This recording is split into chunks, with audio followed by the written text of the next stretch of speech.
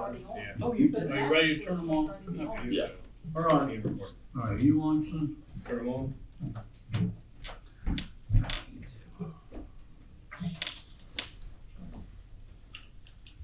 Okay, call the order of the May 20th Economic Development Authority meeting. To order. Ms. Bradley, attendance, roll call. Sure. Chairman King, Vice Chairman Ford. Here. Member Collins. Here. Member Hillegas. Here. Member Stallings. Here. Member Wells. Here. Mr. Chair, before you get into the agenda, I would ask if it's acceptable to amend the agenda to move new business between the financial report and old business. Because this meeting was moved, I'm supposed to be in the Social Services Board meeting right now, so I would like that if we could do the elections and then I will part ways. Yes, sir, we can do that. All in agreement? Mm-hmm. All right. Approval of minutes. Anybody see anything wrong with We're them? gonna do that after. Did you we're gonna check do them? those after financial. I reviewed them and there was a correction and that's why it says revised in the Yes. packet. Okay. Yes. No Thank you problem. for that. Good So catch. noted. So you have the revised there. And now I will ask Ms. Bradley if she will come and give the financial report. I'd like to go ahead and approve the minutes. I'm sorry. I'm sorry. Jumping ahead. Trying to get Bobby out of here. Yeah. It's like- No problem. There was a motion, I think. And a second. Mr. Hillegas, Mr. Collins. Got it? Okay. Okay. So, All right. So, All in all favor. in favor. I'm trying to get you out of there. It's not that big a rush. Okay. All in favor? Aye. Ayes have it. Okay, great. Good afternoon. Financial report for April 2025. There was no revenue. The beginning cash balance as of March the 31st, 2025 was $3,307,631.04. And again, there was no revenue. Operating expenses, compensation, $375. Total expenses, $375. Net loss for the month, $375. Ending cash balance as of April 30th, 2025, $3,307. $3,307 and $3,307,256.04. Cash balance less reserve funds of $107,684.70 leaves unrestricted $3,199,571.34 unrestricted. This is unaudited for management purposes only. Report was prepared on May 7th, 2025. Any questions? Thank you. No questions. Thank you, Ms. Bradley. New business, Yes, sir. election of officers. As for the election of the officers, so, the first order of business would be nominations for the position of chairman.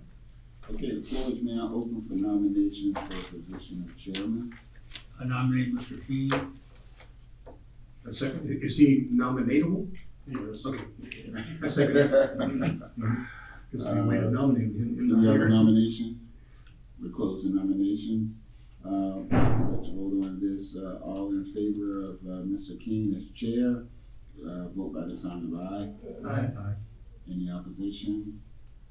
Ayes have it. Now you need, your position of vice chair. I nominate Dr. Ford for vice chair. Second. Any other nominations? Any other nominations? That's not why I paused. Who's gonna carry this motion? All in favor? Okay, somebody. I shouldn't carry the motion for myself, but anyway. Well, Already motioned. He made the motion in second, so it's just a matter of the nominations. are All who are in favor of said motion? Aye. Any opposition? And now you have the position of secretary treasurer. Nominations? I nominate Ms. Sutton. So can you go through to the?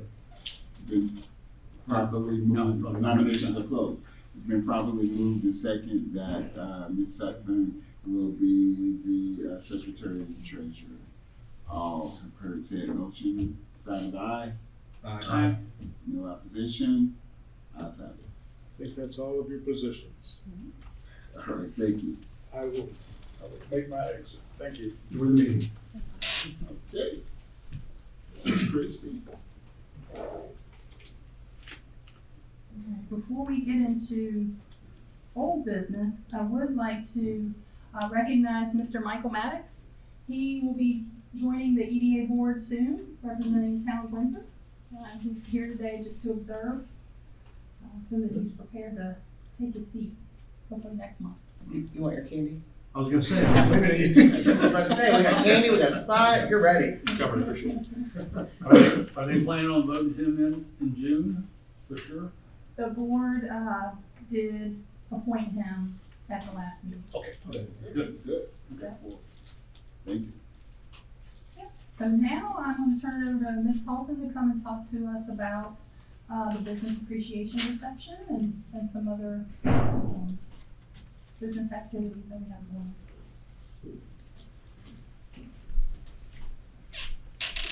Welcome, Ms. Talton. Good afternoon. So, Business Appreciation event was held Thursday, May 1st, 5 o'clock at Smithfield Center. We had about 45 register and about 24 attend, and that's actually very good. That's 52%. So in my history of doing events, we get over 50%, that's good. It was a great evening of networking. People interacting with some elected officials. We had appointed our own Mr. Tim Hilligan there. We also had from town council, Mr. Oh shucks, wrote down the wrong one. Yeah, Brooks. Brooks, yes, Mr. Brooks, and Bill Harris, the vice mayor, was there, but he was not acting as vice mayor. He was actually helping out with Bon Vivant. So there was enough for everyone. I was gonna ask you that. Thank you very much. And we had a good number of businesses represented, so it was a really, really great evening for Business Appreciation Month. The other thing I just wanted to recap was our Elevate and Thrive series that we kicked off earlier this year. Business workshop series, again, as a resource for businesses. There are resources out there. A lot of times people just don't know what they don't know. So back in March, we had our very first one, the Home-Based Biz Success, Building Your E-Strategy. This is in conjunction with Hampton Road Small Business Development Center. And they serve as the facilitators for all the events. But the first one from March had about 20 people registered, 8 attendees. But this most recent one from May 15th, which was Data-Driven Growth, Unlocking Google, we had about 20 register, but 7 attended the event. What happens sometimes with the online events, sometimes people think they're online and not in person, so we had people from other places. But the good news about the 7, 6 of those 7 were our local businesses. They were from, they had Windsor, Smithfield, all the white addresses. So that one was very well attended and the content was very good. And hopefully we're just trying to, again, get the word out that there are resources and there is help for small businesses, whether it's one-on-one counseling or marketing assistance. That is what the Small Business Development Center does. And our next one will be August the 7th. That one's supposed to be a smaller setting, financial foundations, a business health check, where there's a deeper dive into the financials. So supposed to be able to bring their P&L, balance sheet, things of that nature, just trying to get a little bit deeper dive into business financials. So those are some of our events. Questions? Are they RSVP type or they're open, for people just to show up, or do they have to RSVP? They do have to RSVP, however, like with most events, some people show up, like the first one in March. A couple people showed up, I don't think they finished the registration, or they didn't, and we just write their names in with their addresses, because the SBDC wants that information, because it's part of the tracking, because they're funded not only from the municipalities and other partners that they work with, but from the SBA. So they just usually get an email address, a name, and information there, so, they're required to register, but if somebody shows up, we don't throw them away. So what's your percentage of people that register and actually come? Is it about 50%? For this event, it was, but typically, Less. it's less than that. I mean, over the course of, from banking days to here, events that we've been doing, I mean, around 25 to 30 is probably a good number for typical. It's sad, but I mean, but it happens, you know, things happen. And then people come that don't register. So, the different events. I said, so it balances out. It does. And so I've never done an event ever where I've gotten 100% of the people that RSVP that come. You know, people get sick, things come up. But, you know, Mr. Collins, had let me know that he was gonna try to come, but things had come up, so it happens. Yeah, I'm sorry, Missy. Any other questions? Thank you all for your support. Thank you. By the way, you said the 5th, what was May 5th, that first Thursday?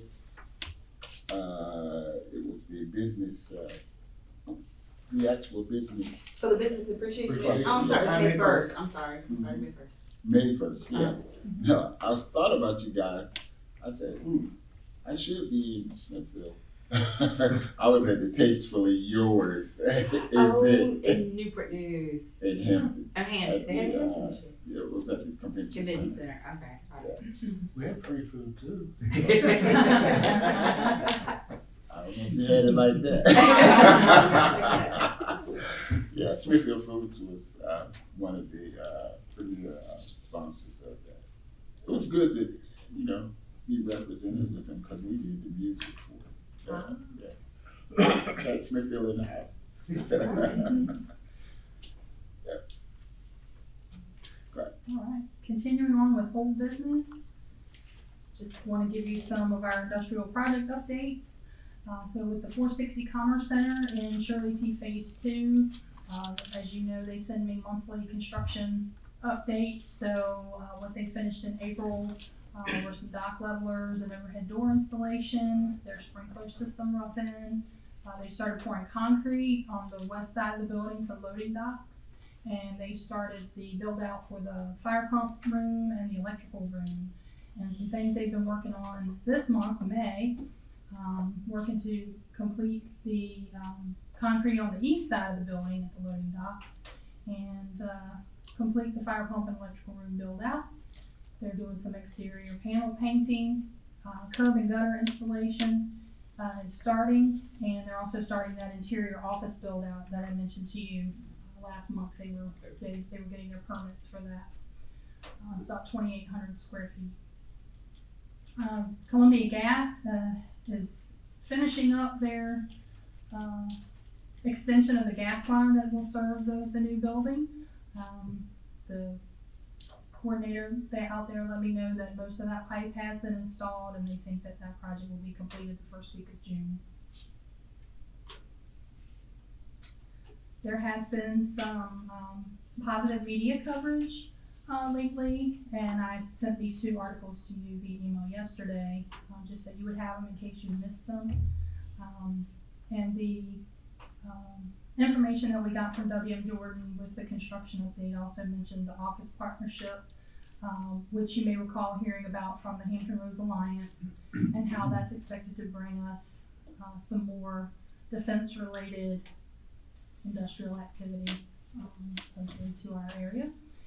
And Colliers is the broker for this particular building, and they're continuing to market the building to prospective tenants. And this is a drone aerial that was taken in late April, so you can see the progress that they have made. With regard to the Gwaltney Way extension, this will give the ingress and egress in two places for 460 Commerce Center, but we've been working very closely with VDOT since April.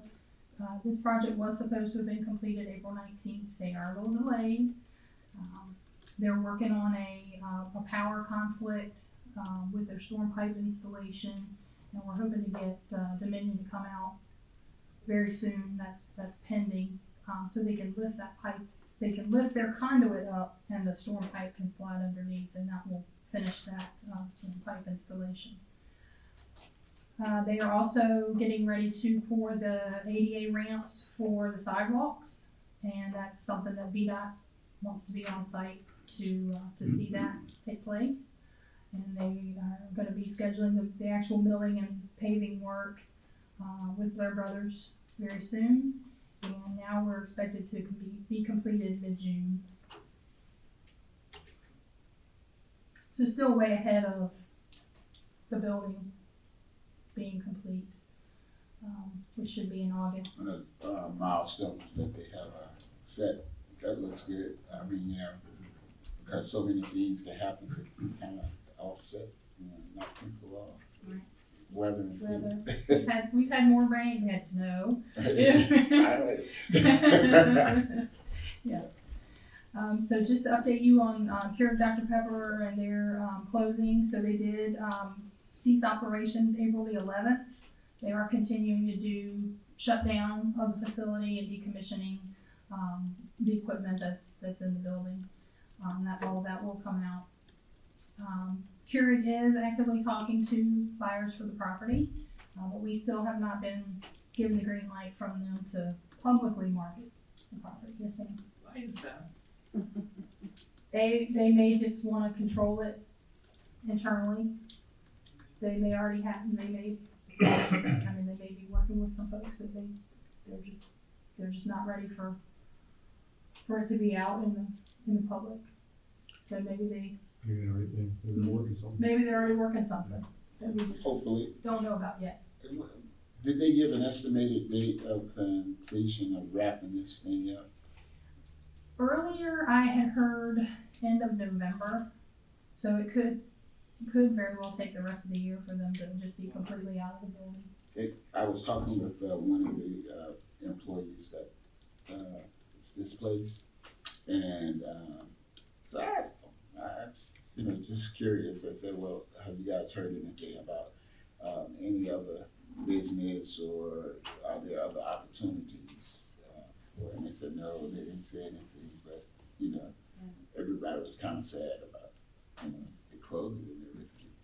But that's what I was wondering about, that wrap up on the building. I knew that they were going to do all of this, you know. To me, on the surface, that sounds like a long time, but I don't know what the inner workings are. So, you know. There's just a lot of it. You know, there's all the roasting equipment, there's all the package lines that are in there that they have to disassemble and take out. Cool. Any other questions regarding that? Yeah. Cool. So for Tidewater Logistics Center, of course, this is our property on 460. They have submitted their subdivision plat to community development as of last week and it's under review.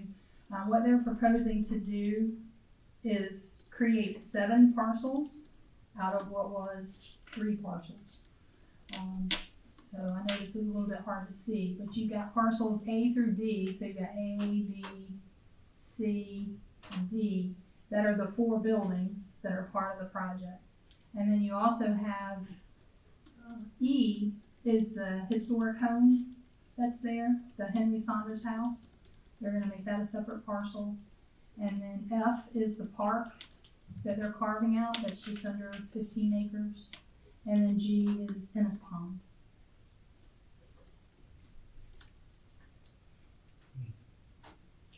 Are they donating the park, or are they gonna do the upkeep? They are gonna do the upkeep. They're gonna create like a park association that will be responsible for for maintaining that. And they are expected to close on this property by the end of June. On our property, the EDA's property. For Project Air Station in phase 3, I was just trying to get an update from the developer to see if he's still on track to get his revised site plans back from his engineer to be able to submit next week. He had hoped to get them right before Memorial Day, and then he would turn into the county for review. So for now, I can only just assume that he's still on track for that. And so we don't have closing or groundbreaking information. That's still to be determined based on the outcome of this next round of site plan review.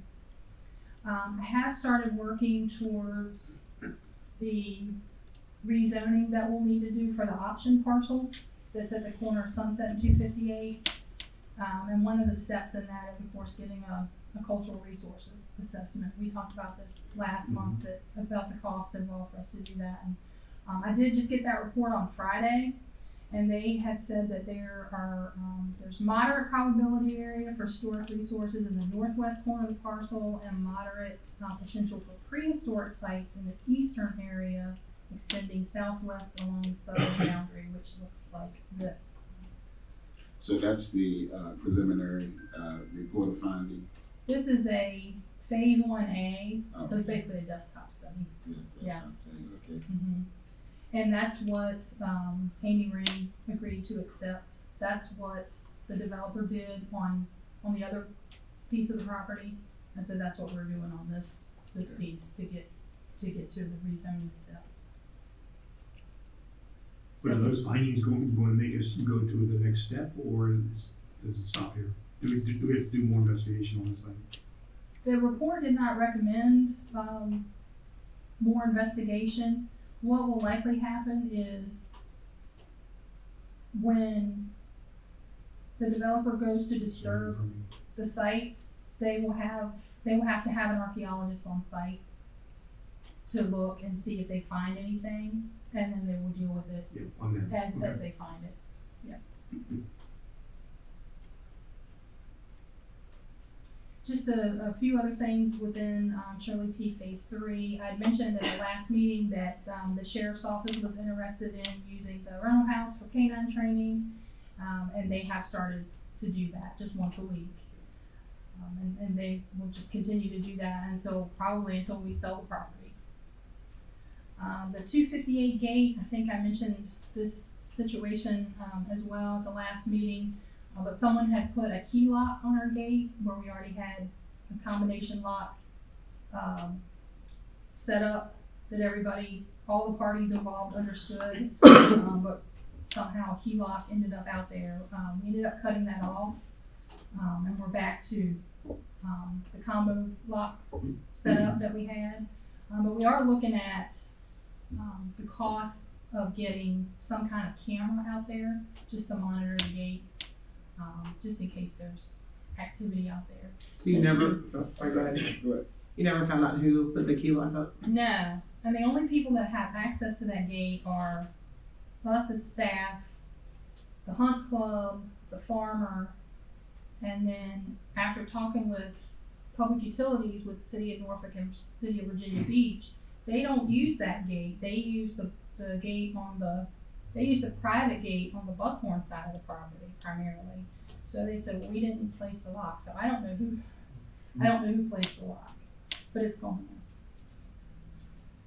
now. And then I had also mentioned that there was some flooding on the Griffin farm, and that those issues have been repaired. There were some clogged pipes, and there was a tree that had grown up in front of one of the outfall pipes, and that was kind of causing the water to stand in the field. And once they took care of all that, it has drained and dried out. So we've already taken care of new business. I think we can move on to the EDA annual organizational meeting, so we're gonna go. How's the election? No, we already did, didn't we? Yep. Oh, So moving on to the, Secretary Treasurer's report, as I mentioned before, with the EDA appointments, so, the board did appoint Mr. Maddox in April, and Mr. Hillegas was reappointed in April, and Mr. Collins was reappointed in March. So we're almost there, but we What still about have, Mrs. Stallings? we still have a pending appointment for Ms. Stallings. A year. You're pending or they're pending? They're pending. Yeah, They're deciding. Well, I mean, and we're gonna check on that. okay. Yes. And I did wanna update you, we've been talking about high yield savings options for EDA funds now that we have, a land sale, we're expecting another land sale. And I did find out from Budget and Finance that yes, our money is earning interest. And they are working on a report that kind of breaks it out, because the money's all, pulled together. And so they've got to break it out and give us a report. So I'm just waiting on that report. I did also just want to briefly tell you about the business travel that I had that was part of the reason why we had to reschedule the meeting. The first one was the Virginia Consultants Forum, which was May 5th through the 7th. That was in Tysons, Virginia. And that's a joint program by our Economic Development Association and our state partnership. And that event, they brought in 20 site selection consultants, and they participated in panels, gave us, market trends and things that they're seeing in the industry. We got to network with them. We got to do something called table talks, where they actually came 2 at a time. We got to talk to them as a part of the Hampton Roads region. There were several different folks there from our region. We were able to get kind of that one-on-one with them. So that was a good event to network and make those connections. To be able to talk up our available buildings and to know that there are folks out there that, hey, they're just learning about, the Keurig building is going to be available, and they may have a prospect for that. So it's good to make those kind of connections. And then the trip last week was the Select USA Forum, which is a foreign direct investment conference, and that was held up in National Harbor, Maryland. There were about 5,500 people there, and delegations from all over the world, from companies and countries interested in making investment in the U.S. So that was another, both an educational conference and a way to exhibit as part of the Hampton Roads region and talk to people that, would come to our booth and go around and talk to others that were there set up. So that was another good event, another good networking opportunity. Make any interesting contacts? I did, yeah. And I actually, I got to meet a lady that I've been working with through Norfolk Southern, who's based in Atlanta, but she was there. So, and I had not met her in person. We only talked on the phone and Teams, and so it was good to meet her How as is it well. set up? Is it like how many counties of our country, the United States? So VEDP, our state partnership, had a booth, Right. and then Hampton Roads Alliance had a booth, and there were other regions throughout the state, like Roanoke region had a booth, Northern Virginia Alliance had a booth. There were a lot of Virginia folks there. We were just kind of scattered throughout the exhibit hall with our different regions. Was every booth like the same, or was there a reason why a person would go to one booth and not another, or were they already looking at certain states? I mean, people could have just been walking around just to capture as much information as they could, or they may have just been specifically targeting Virginia or another state, but Georgia, I mean, there were a lot of different states there as well. Just making contacts. Did you get to walk around and see all the states? Yes, I did. I did. Yeah, Alaska was there. Yeah, Michigan. Did they Australia? have anything unique that we could do? Well, that was that was one of the things that Jared with the Hampton Roads Alliance, he said, you know, look for creative marketing ideas, you know, for things that we could use in the region. And I mean, there were some cool things that we found. One of them was a peach bath bomb that was packaged in a box that had a QR code, and the QR code went to it was like Walton County, Georgia is the bomb, and the link went to their available industrial site. Oh, wow. That's kind of a cool way to market your property, playing off the Georgia peach. Yeah. Yeah, maybe not the bomb part, but you know. Don't be in an airplane and say that. Right. Exactly. Hope they didn't get searched when they went through TSA with us, right? And then lastly, just to update you on some of our activities throughout the month of April. So we attended the VITA Spring Conference, which was held locally in Newport News, so we always appreciate that. Also attended the EV RIFA Board and Kings Creek Commerce Center meetings. We had a CTE Advisory Committee meeting, and also staff attended a GMONS meeting. We did not have any new prospect leads in April, and we had 22 new business licenses, so 15 in Isle of Wight County, 5 in Smithfield, and 2 in Windsor.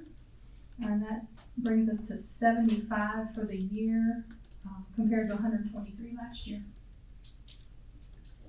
And then just to update you on a couple of other things, you may have heard that Rite Aid is closing all of its stores, which means the Carrollton store will be closing. That's 15 employees impacted. Do you know when? It has not been publicly released yet, but it will be soon. And the store is going to be available for lease. The state's rapid response team, which is the same group that has been helping the Keurig, Curtis Ray heads that up for the state, and he has visited a lot of the stores so far in the region that are closing, including the Carrollton store, to give those employees, you know, resources and information about programs that they have to offer for displaced workers, just like they did with Keurig. Also want to let you know the newcomers guide is complete. We'll be sending that out soon.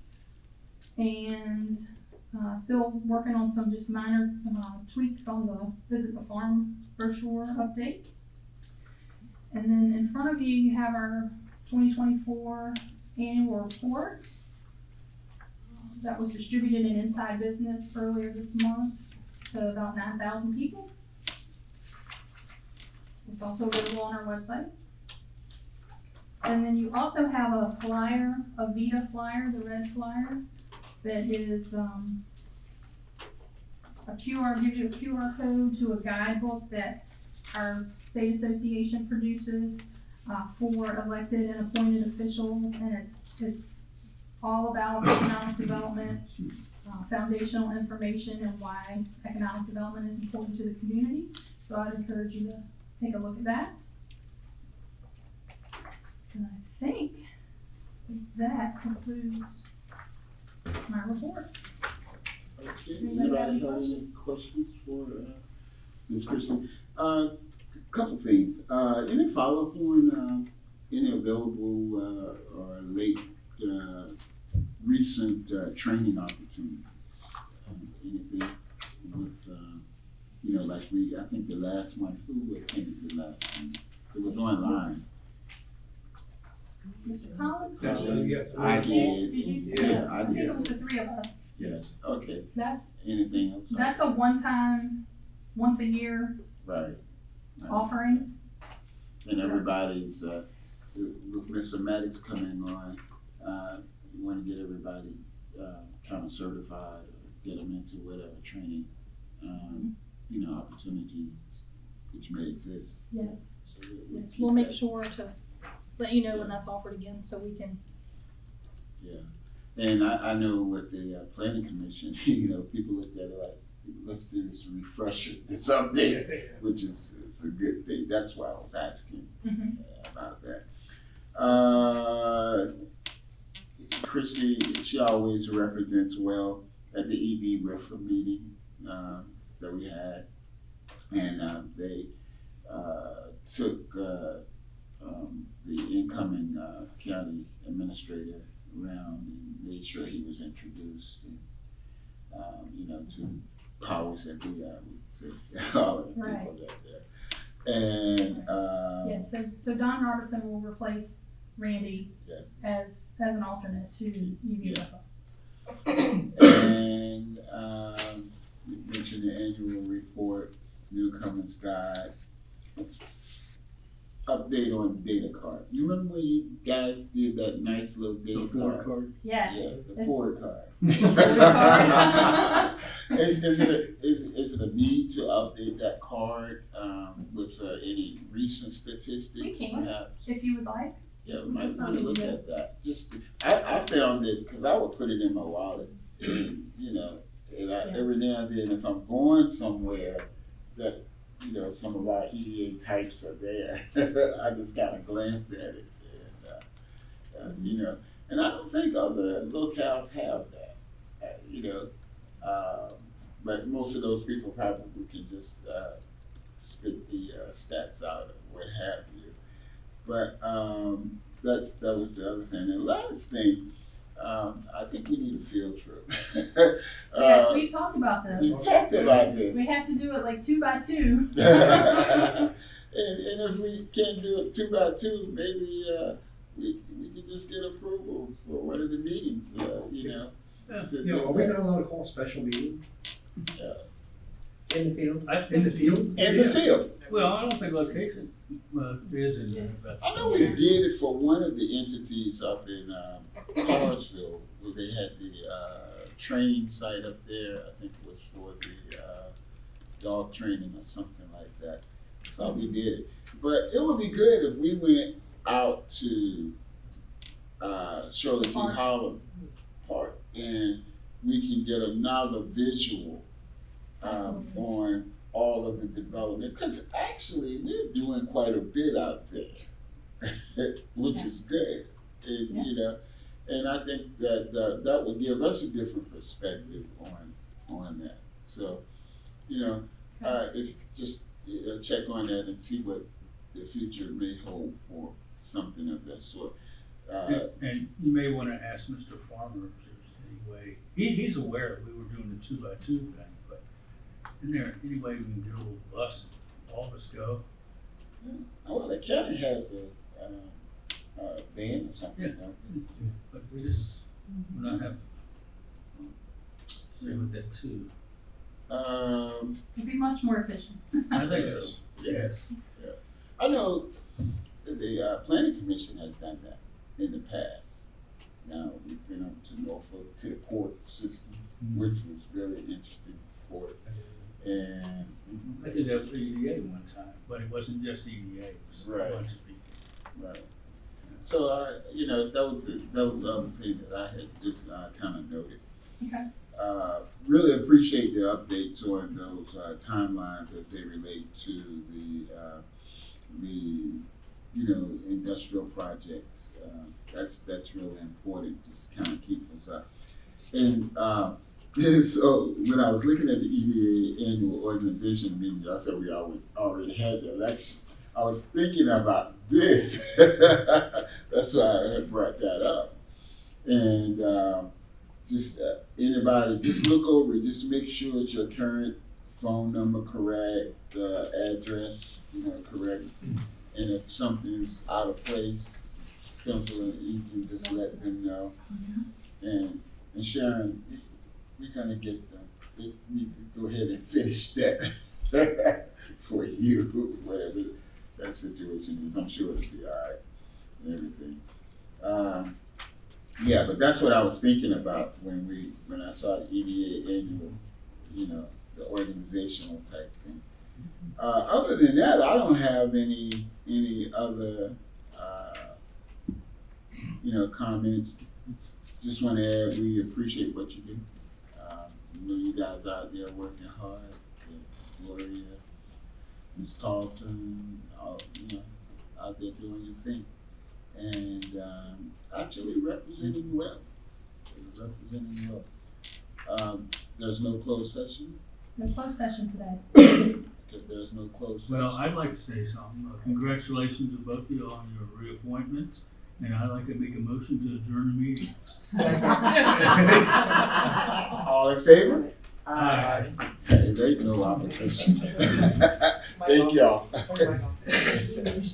turn your mic off. Who's seconding motion? Okay. There's never a question. Come on, over, yeah.